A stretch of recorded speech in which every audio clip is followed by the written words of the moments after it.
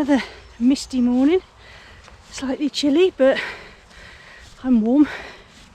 So today I'm going over to Benthal Edge. I'm going to be climbing up Benthal Edge to Benthal Hall and church, and then from there I shall be hunting for a remains of an old church and churchyard that's supposedly haunted, and then coming back through Jackfield and then back towards home.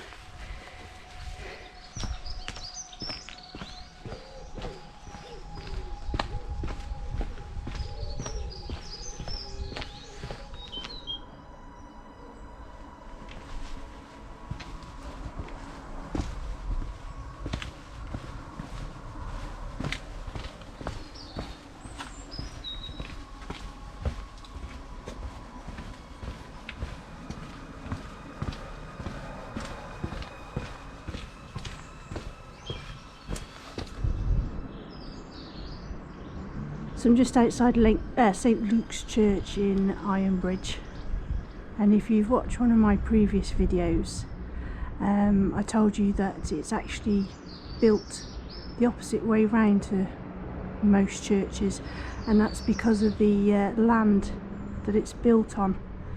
So they couldn't build this bell tower the opposite end as the land wasn't strong enough, so they had to build it the opposite way round to take the weight of the bell tower. We're going to go down these steps here, which I'm sure are easier to go down than they are to come up.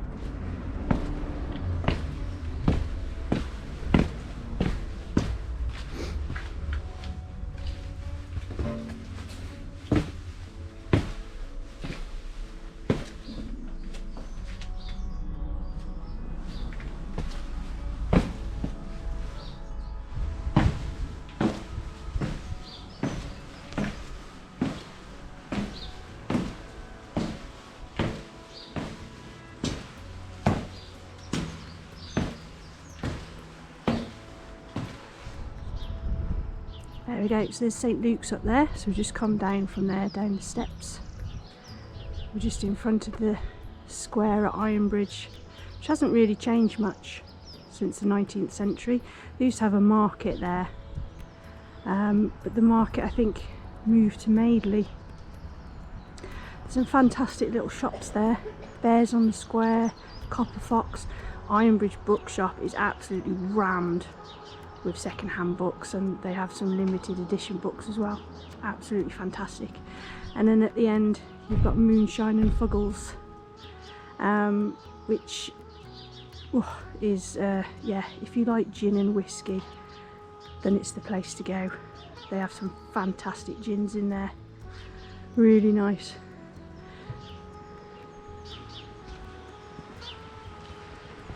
So we're just by the Ironbridge again, so I'm going to be going over there. Going to be going over the bridge and heading to the right along the bottom of Benthal Edge, which is the wooded area that you can see above the bridge, and heading upwards. So let's go. Just coming off the Ironbridge now, and this building here is the Ironbridge toll house, so you had to pay a toll to go over the bridge.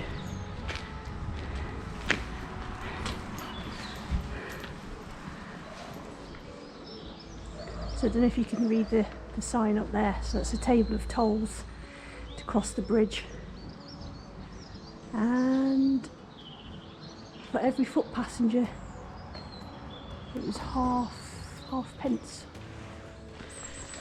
So I'm now walking along the bottom of Benthal Edge, along what's known as the Severn Valley Way. So it follows the route of an old railway line that carried trains between Kidderminster and Shrewsbury, and it's actually now a triple SI, so which is good. You can see parts of the old railway structures.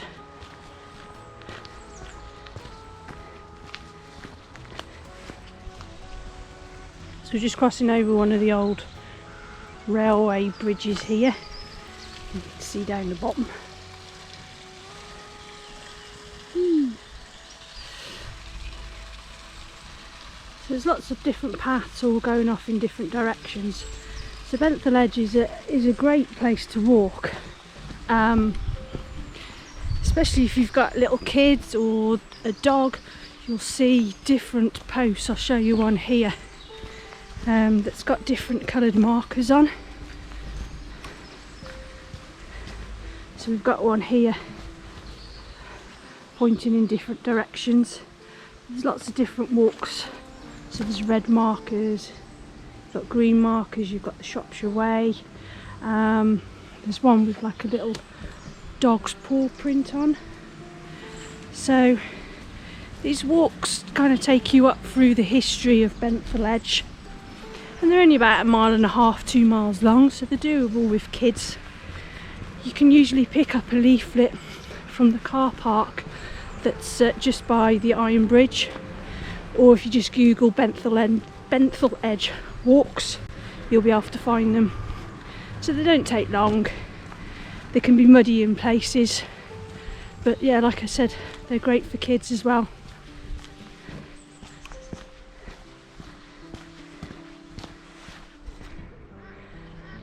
So I'm just looking over the River Severn now, and the big mound that you can see in front of me with the trees on, that's where the rotunda is. I visited there on previous videos when I did my T50 stage. So there's some great views up there. And then here, this big vast building, all of it used to be the factory for the Merrythought teddy bear factory. So Merrythought is quite a famous teddy bear manufacturer. I think probably only second to Stife. Very collectible and do limited edition teddy bears. Sadly now the factory is reduced quite a lot in size, and the buildings are now, you've got an antique centre, a nice little cafe, I think you've got an art framing shop, there's a co-op and a vintage clothing shop. So the buildings have been reused. I'm not sure how much of it now is actually the factory, not a lot. But yeah, so that's classed as Colebrookdale, and then further up to my right you've got the wharfage of Ironbridge.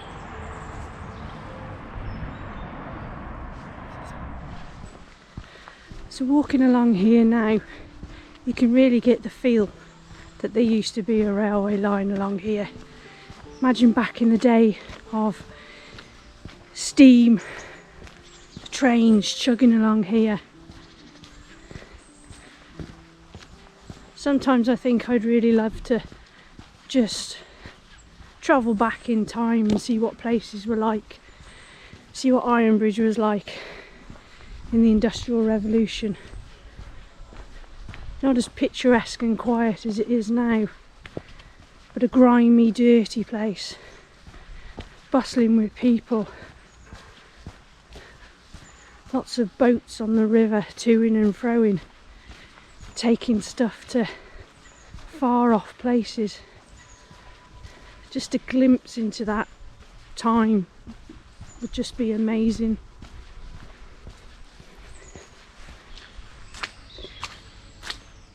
So we're just going to turn off in a second to start our climb up Benthal Edge. Now I've walked this route many times, and at the end here there used to be an amazing view of some terracotta orange cooling towers that belonged to Builders Power Station. They really used to dominate the view, but I think they blended in. They really were a sight to see, but unfortunately they've gone, and as I mentioned in one of my previous videos, the power station is being completely demolished. But the first time I walked along here after the cooling towers had gone, it really was quite strange not seeing them towering over you. But life moves on. So we're going up here, and we're going to be going up to the right, I believe.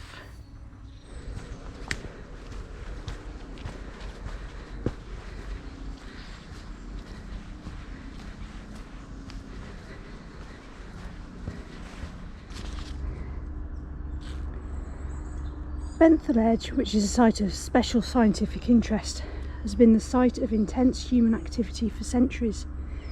Abandoned limestone quarries are now home to rare grassland plants such as butterfly and bee orchid.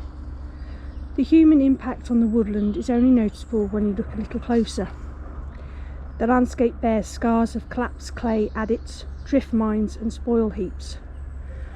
Most of the woodland would have been cut to make charcoal to fuel the iron furnaces before the advent of coke. Remnants of the charcoal hearths are still visible today.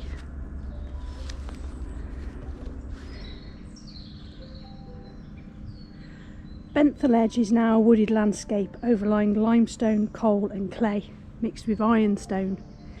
This geology influences the plants that grow here. On the limestone areas, ash trees prefer the alkaline soil, whereas oak trees grow on the slightly acidic soil of the clay-coal measures. Historical evidence suggests that limestone has been quarried along Benthal Edge since the early 13th century. The abbot and convent of Buildwas were granted a right to quarry from the Lord of Benthal. The Industrial Revolution and intensification of farming saw an increase in demand. Lime was used to improve the fertility of the agricultural fields. It is estimated that over 1.2 million cubic metres of limestone has been removed during the last 750 years. The higher quality ballstone limestone from the top of the slope was used as a flux to remove the impurities from the ironstone during the smelting process. This had to be brought down the steep valley side using inclined planes with small trucks held by cables. The lower quality lime was built in the lime kilns to produce quicklime for construction and agriculture.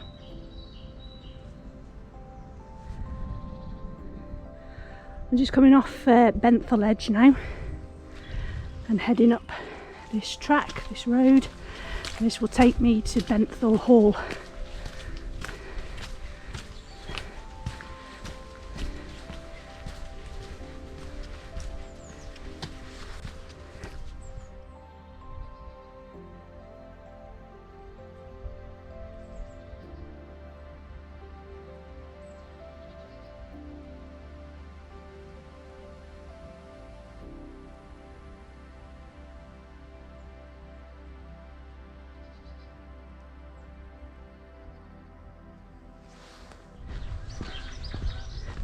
So this is Benthal Hall farm that I'm just walking past now.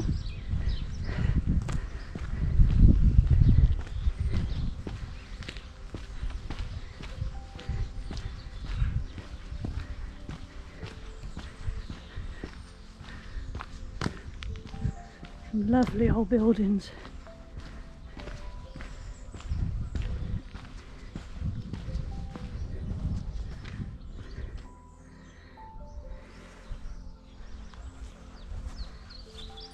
I'm now at St Bartholomew's Church at Benthal, and just behind you can see Benthal Hall.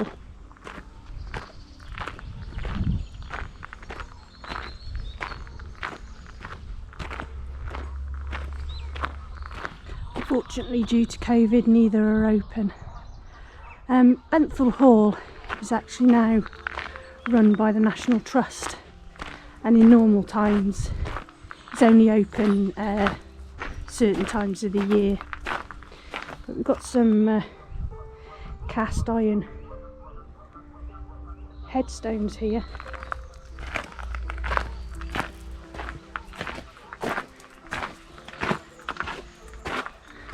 It's a lovely little church inside, quite primitive.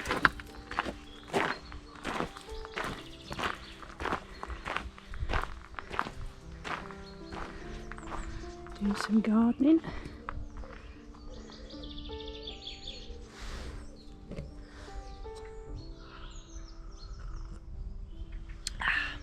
Just having a nice coffee, sat outside Benthal Church. I've just been speaking to two lovely gentlemen, and forgive me if I've got your name wrong, I think it was Derek. He is a subscriber to Woodside Walker, so thank you very much, Derek. It was absolutely lovely talking to you in such a beautiful setting. Enjoy the rest of your walk, and I hope you get to go up to the lakes.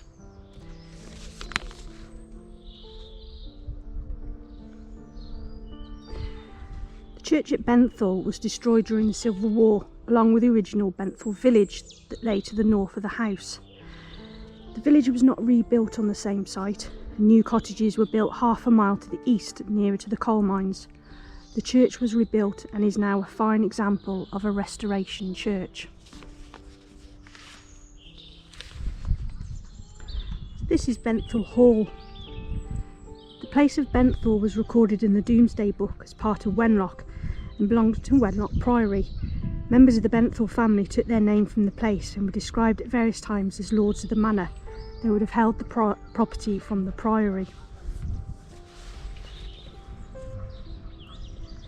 The first record of a house at Benthall dates to 1250, when Philip de Benthall is recorded as granting to Builders Abbey the right to carry stone and coal over his land in Benthal Edge. On his death, Philip left 3 daughters but no son. In 1283, the estate was acquired by Robert Bernal, Bishop of Bath and Wells and Lord Chancellor of England. Bishop of Bath and Wells?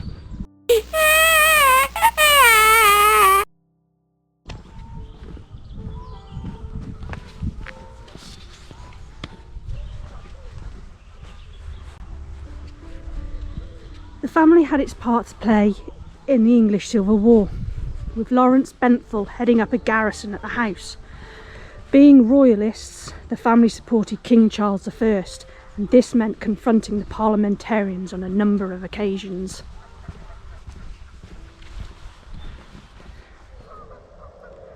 On the outbreak of the Civil War, King Charles I made his headquarters for a time at Shrewsbury, where he rallied many of the local gentry to his cause.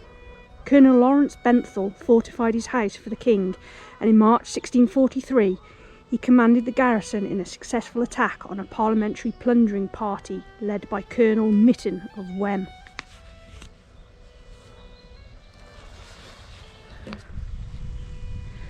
For 2 years or more, the king's garrison at Benthall seems to have been maintained, but in February 1645 the royalist stronghold of Shrewsbury fell in a surprise nighttime attack led by the same Colonel Mitten. The surrounding country soon became under parliamentary control, and in July a parliamentary garrison occupied Benthall. At this time the neighbourhood of Benthall and Broseley was one of the most important coalfields in the west of England.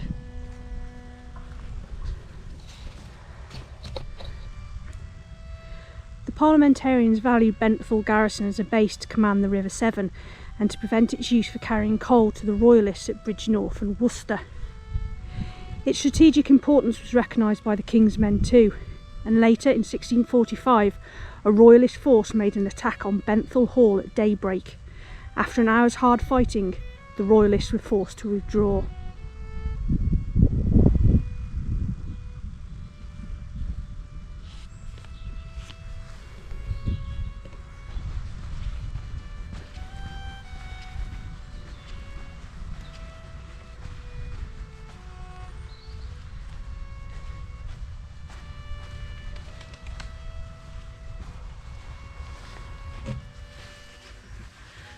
Okay, for anyone that knows me, I've just been very brave and walked through a field of about, I don't know, half a dozen Highland cows. They were all lying down and just kind of looked at me with, I don't know, amazing, beautiful creatures. Of all the cows, Highland cows are probably my favourite. Still a bit scary walking past them, but because they had some massive horns on them, but they were right. They were just lying down.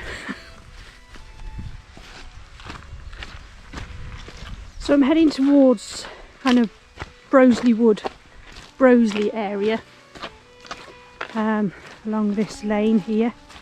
It's a nice stretch, even though I had to walk through a field of cows, but they were nice cows. So this seems like a really ancient bit out here, and I'm heading towards, hopefully, the Red Church. So just come out by this these ruins here. Looks like there used to be looks like a structure for a, I don't know, a big polytunnel or a big shed or something. Got some remnants of old brick buildings and outhouses and another brick building.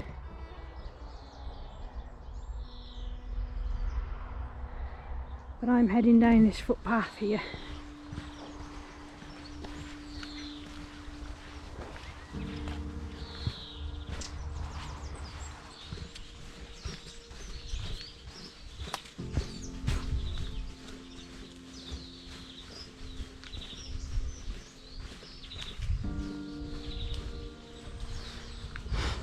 So I've just come through a housing estate in Broseley, just into this wood, to hopefully try and find the location of the Red Church, and I think I can see some graves.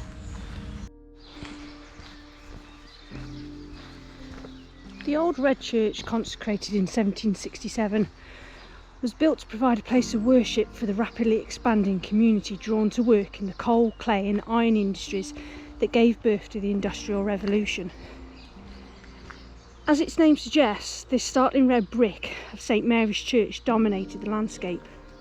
However, from its earliest existence, it suffered from mining subsidence, and while repairs kept it in intermittent use until the 1920s, it had been effectively replaced in 1845 by All Saints Church in Broseley, and in 1863 by the new St Mary's Church in Jackfield. It was demolished in 1961. It is no surprise that 18th century living conditions led to some 20% of children not surviving beyond the age of 5. But perhaps the longevity of adults may be unexpected, with over 30% surviving beyond the age of 60 years, the eldest burial record being for a 96-year-old man.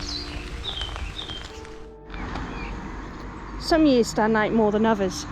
The year 1799 was a year of appalling winter weather when the Coalport ferry capsized, drowning workers from the China works, most of whom lived in Broseley and Jackfield. The years 1832 and 1834 then reflect the tragic effects of a disease previously unknown in England, cholera, often referred to as the first pandemic. Over 1,200 persons are buried here. It is the last resting place of watermen, miners, brickmakers and china painters, as well as the families of wealthy barge owners, tile makers and other industrialists. The attraction of work drew people from other parts, the most frequently recorded name of Lloyd illustrating that from Wales. The building quickly became unsafe, and although it had been built to save those living along the Severn the journey to Broseley to worship, regular services ceased in about 1860. The field fronting the church was called the Cholera Piece, following a 19th century epidemic which a number of victims being buried there. The building was abandoned, and after becoming unsafe through ground movement, it was demolished in 1961.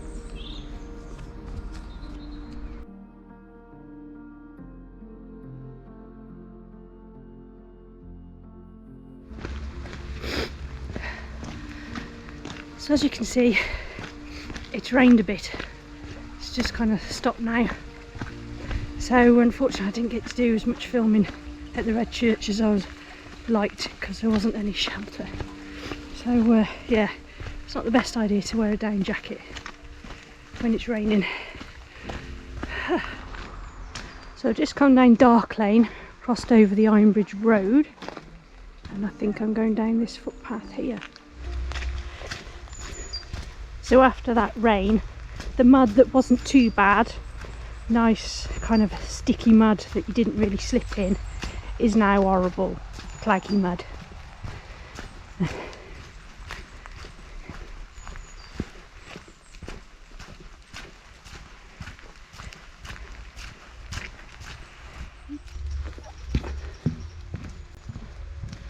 So I'm coming away from Broseley now, through these woods that will eventually lead me down into Jackfield, into an area known as the Calcutts.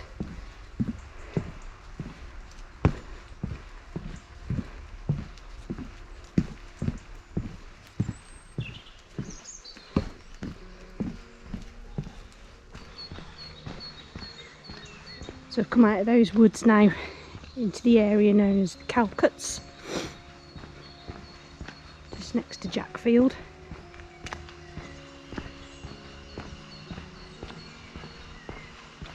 Back in the 18th, 19th century, I think this was quite a large.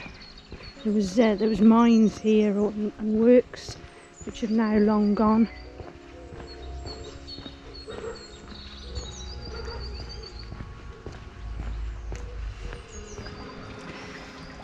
We're just at the old Jackfield railway crossing, and the path down there is the path I walked the other day, which is part of the old railway. And these have recently been restored thanks to a lottery heritage grant. They are the widest railway crossing gates UK. So there's part of the old tracks that ran along here.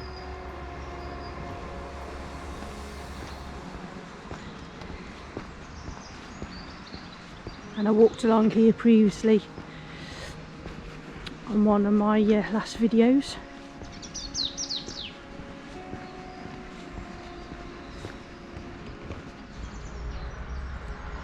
I'm just stood by the Free Bridge in Jackfield. This is a newer version.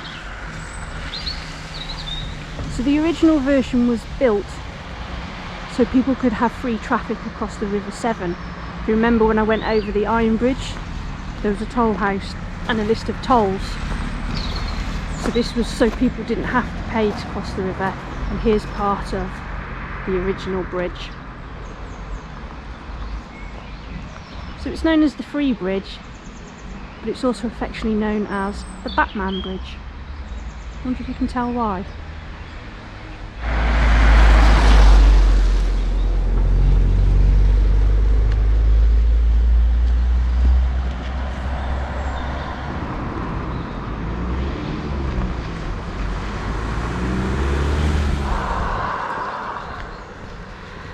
So I'm taking a slightly different route back home.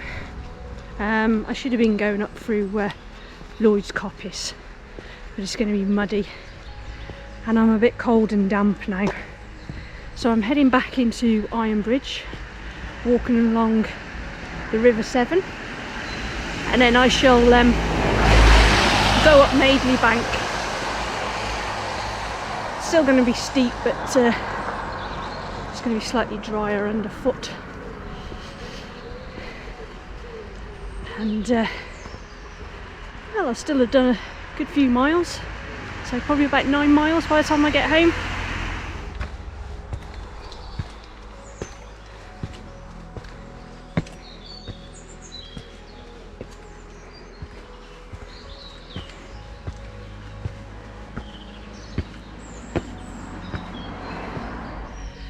So I'm nearly at the top of Madeley Bank now, not far to home. As I said, I'm feeling slightly damp from rain and from sweat, I think. So I'm going to end my video here. Hope you enjoyed it and found it interesting. Like I said, it's a shame I couldn't explore the graveyard more, but perhaps one to revisit in the spring, summer. I walked some lovely new paths and it was really nice to be out. Okay, till next time, stay safe and I'll see you soon. Take care.